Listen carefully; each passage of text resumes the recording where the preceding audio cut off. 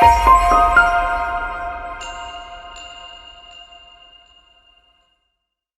everyone, this is Jane with Barlow Herbal, and in this video, I'm going to share some information with you on a beautiful, sunny, cheerful little plant, and that is calendula. Now, there are several species of calendula, and if you're a gardener, you love to put flowers and all different kinds of flowers to make your yard beautiful. You are probably very familiar with this plant because it is such a beautiful plant, and it blooms all season. In fact, if you live in climates where it's pretty temperate, this is something you can grow all year long. The species of calendula that I'm going to focus on today is the one that I'm not only most familiar with, but this is the one that I believe has the most useful medicinal properties to it. And this is Calendula officinalis. So if you're a gardener who loves using calendula in your yard, you're probably familiar with some of the other species that are out there to plant. The flowers look a little bit different. They do have a lot of similarities, but it's an amazing plant, not only to have in your yard, but to learn what you can do with it medicinally. Now, calendula originates from Southern Europe and the Mediterranean, but it is now cultivated all over the world. And this is a plant that is in my yard every single year. I purposefully plant this to brighten up my yard. It's an amazing pollinator. In fact, I would suggest that you do calendula from seeds if you can, just because then you can collect the seeds every year. And this is just a favorite way that I love to start calendula in my yard. You can easily get it in little trays of pots and plant it that way. And I have done that in the past, but my favorite way is to plant it from seeds and just start a few weeks early, like 2 or 3 weeks before the last frost. Because when you put the seeds into the ground, you want to put them just deep enough so that if there is another frost or two before the spring starts, if you live in a climate that's a little bit harsh, you don't want those seeds to be bothered. So they do need to be germinating in the dark, a little bit deep underneath or inside. In fact, one of my favorite ways to germinate not just calendula seeds, but other seeds is in an egg carton. Just get some potting soil and start it in your house, which is a really nice way to start seeds. The part of the plant that you use are the flowers. There have been people that have used the leaves medicinally, but mostly for things like teas. So the leaves are not very much used, but where you get all the benefits and all the power from calendula is in the petals. So calendula flowers, and I've dried my own and used them. And I've also purchased them in bulk from other herb places where they sell you the dried flowers, but it does come with like a kind of a tough green base, which is the base part of the calendula flower. And that is not part that you want to use. The part you want to use are the petals. So this is a really, really fun plant to not only have in your yard, but to use and to just experiment with, okay? So it does have a lot of culinary uses. In fact, the petals have been called poor man's saffron because you can use it to not only add flavor, a little bit of flavor to your food. It's got a slightly floral, slightly bitter taste to it, but you can use it to color things. Like in different cultures, they'll use calendula petals to actually color the rice, color the soups, and it adds a nice, beautiful pop of color in a very natural way. So here's some things I gathered. So the culinary uses, it's surprisingly versatile and very edible. Add it to salads, slightly bitter and peppery, used as a natural food coloring.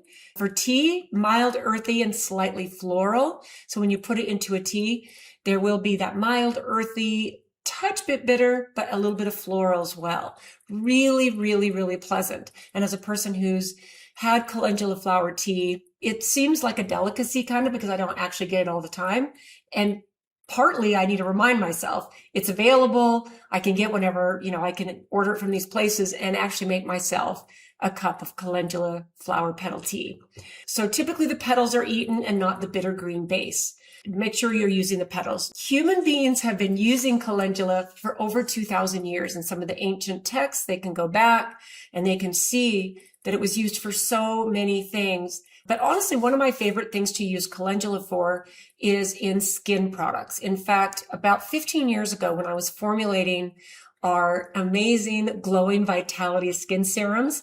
I started working on something to put on my skin about a year before I turned 50. And because I thought, well, I should probably start taking better care of my skin, because I'm a soap and water and very mild lotion kind of girl, just to do that. And I thought, well, maybe I better start taking a little bit heightened care of my skin. So I started playing around with herb infused oils and different oils and butters. And I formulated about 15 years ago our Glowing Vitality.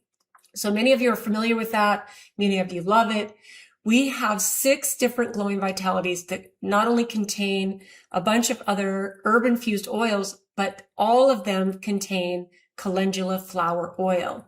So this is something we infuse it into the oil ourselves. And you should see how beautiful this oil turns, because it turns this beautiful, dark, rich yellow.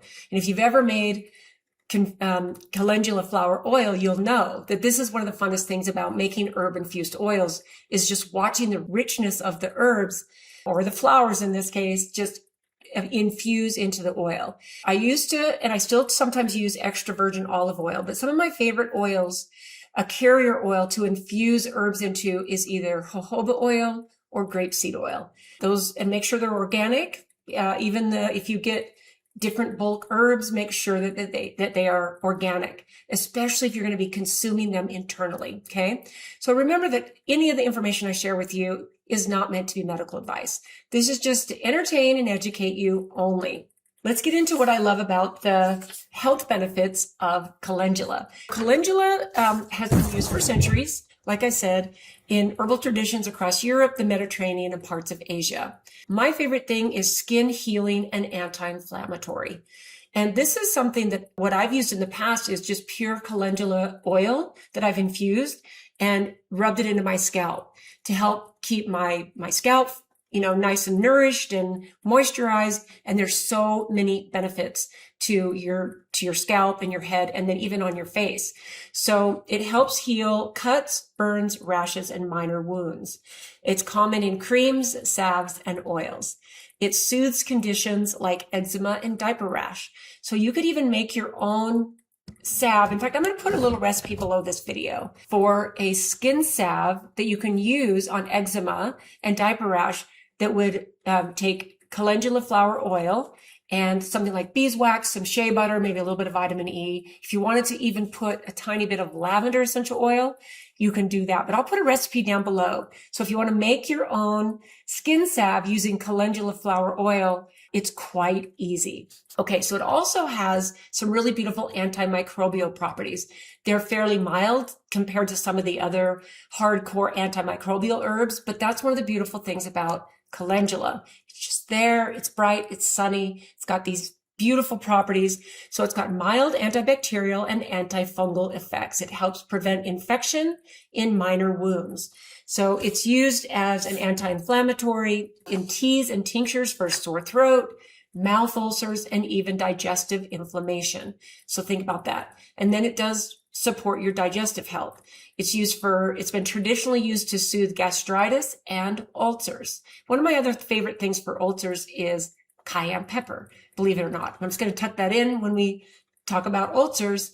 It might seem counterintuitive to use cayenne pepper for an ulcer, as like a stomach ulcer, but it actually is quite the opposite. It's very healing. And I think if you made some calendula flower tea along with a little tiny bit of cayenne pepper, that would be an amazing thing for soothing digestion, helping with gastritis, and helping with ulcers. Okay. It also may stimulate bile production, which of course equals aiding digestion. And then it's also known for menstrual support because it does have some antispasmodic properties. And this is again a really nice way to think about, I'm going to sip on some calendula flower tea. Super, super delicious. So I found some really cool things that I thought would be fun to share just because to me, this is one of those really magical plants. It's so beautiful. I think a lot of people, at least a lot of people where I live in Utah, they plant calendula flowers in almost any time they go out and get annuals for their yard. Calendula is usually a part of it. And like I said, besides how beautiful they are and what great pollinators they are, one of the things that I actually heard a long time ago is that it'll help keep your tomato plants healthy. So in your garden, you can plant calendula, and sometimes they're called pot marigolds, which might ring a bell with somebody, or maybe many of you, if you know what a marigold is, that is a calendula, but it's pot marigold with Calendula officinalis. So keep that in mind, especially if you want to grow calendula to harvest some of the flowers, dry them. And this is one thing you really do need to make sure of before you infuse it into an oil or before you use it as a tea or whatever you're going to do with a calendula flower. You need to make sure that it's completely dry. You don't want any moisture because there will be parts of it that will get moldy. And the last thing you want to do is get something, put a flower with a little bit of moisture in it into an oil, and then it's just going to destroy your oil. Okay. So it was used since at least ancient Greece and Rome, documented in medieval European texts. It was widely used in Ayurvedic and traditional European medicine. It's one of those rare plants that has remained continuously popular for centuries. It's just one of those really rare plants. Now, it's also known as a sun follower. That's because as the sun goes up and down, then the flower opens and then the flower closes. And there are many like that, but it also follows the trace of the sun as it goes across the sky. The flower will move and then it will close at nighttime and then it will open in the morning. And that's also another tip. If you're going to harvest your calendula flowers, make sure that when you harvest them to dry them, that all the dew has already dissipated off. So this is one of those plants that you want to collect maybe after 10 or 11 in the morning, preferably in the middle of the afternoon or like 1 is when I've mostly collected, because it's while the petals are still open and before it closes at night, but all the dew has dissipated. And these are just some of the really fun little nuances of harvesting your own herbs and your own plants. So calendula flowers open in sunlight and close at night. Historically, it was used as a weather indicator. Used as a natural dye and they still might do this in other places, but it was used to color cheese and butter. Just think about that. How amazing if we got away from all of these unnatural food dyes that not only are bad for us, but some of them just look unnatural. Like think about a bright blue neon drink or something. Like I think it's so odd to even consume those kind of things that we know are just like, you can intuitively tell they're not natural. But think about coloring cheese and butter with the petals of a calendula flower. That to me just sounds magical. It's an amazing pollinator loved by bees, and it's one of the most common herbs that's used in baby products and natural cosmetics. So I know I've seen, as I've been in the business that I'm in, growing up the way I grew up, a lover of everything natural, calendula shows up on a really regular basis. And it's something that's really, really fun to start playing around with in your own herb-infused oil little fun place. So it is gentle but powerful. Unlike many medicinal herbs, calendula is considered very safe and mild. Now, it is generally safe for most people. If you're allergic to plants in the daisy family, it is in the daisy family. In fact, if you look at it and you know how to recognize some of these plants and the families they belong to, it would make sense that calendula is part of the daisy family. Internal use during pregnancy is sometimes cautioned, and it is best to work with a functional medicine doctor, check in with, someone that you trust that's helping take care of you. But this is something I would probably avoid during pregnancy internally. From everything that I know, it's very safe to use externally, like in oils. But as far as using internally, just make sure you use caution if you're pregnant. So I found some really fun information to share with you from some of these ancient mystical texts. So it's also known as the sun's quiet messenger. There's something about calendula that feels older than written history. It's like a plant that remembers things. In ancient Mediterranean cultures, where Calendula officinalis likely first grew, wild along sunlight hillsides, it may not have been seen as merely medicinal, but as a small embodiment of the sun itself, captured in petals. Infusing calendula in oil is an ancient practice, and it likely dates back thousands of years. Imagine this, clay jars filled with olive oil, bright petals steeping slowly in the sun, and the oil turning golden over days or weeks. And that's what I was talking about. When you infuse herbs like calendula flowers into oil, you watch the color change. It's just so satisfying, not just to make your own things, but to understand that all of these beautiful benefits from the plants are infusing into an oil. And I feel the same thing about making a tincture. It's really fun to make a cayenne tincture and a holy basil tincture. And I've never made a calendula tincture, actually, now thinking about it, only infuse it into an oil. So this wasn't just medicine. It may have been seen as captured sunlight. So anoints the skin after injury, protects against harsh elements, and it restores warmth to the body. Even if the belief seemed a little bit symbolic. Okay, so you think about that. The effect was real. And the oil soothed, it softened, and it healed. So in ancient Rome and later European folk traditions, bright flowers were sometimes placed at graves or used in remembrance. Okay, calendula, with its long blooming season and enduring color, has been used as a symbol for continuity, return, and the persistence of light, which I love, those bright flowers.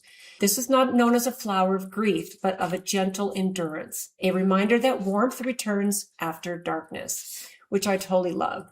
So I would love to know what you think about calendula. You probably have, if you're a gardener and you love plants and flowers and you just like to make your yard look beautiful, you probably have a lot of experience with these beautiful flowers growing in your yard. Now, you might not have realized how much fun you can have with them as far as using them in your food, infusing them into an oil, drinking calendula flower petal tea. Super, super amazing. Let me know what you think about calendula. Do you have a favorite recipe? Do you have a favorite little antidote that you've used it for? And maybe let me ask you this. What do you think about the glowing vitality? I can't believe it's been 15 years that this has been out, but what a beautiful gift to have all these herbs that we can concoct into these beautiful potions and lotions and make our skin feel amazing. So thanks for tuning in today, guys, and we will see you next time.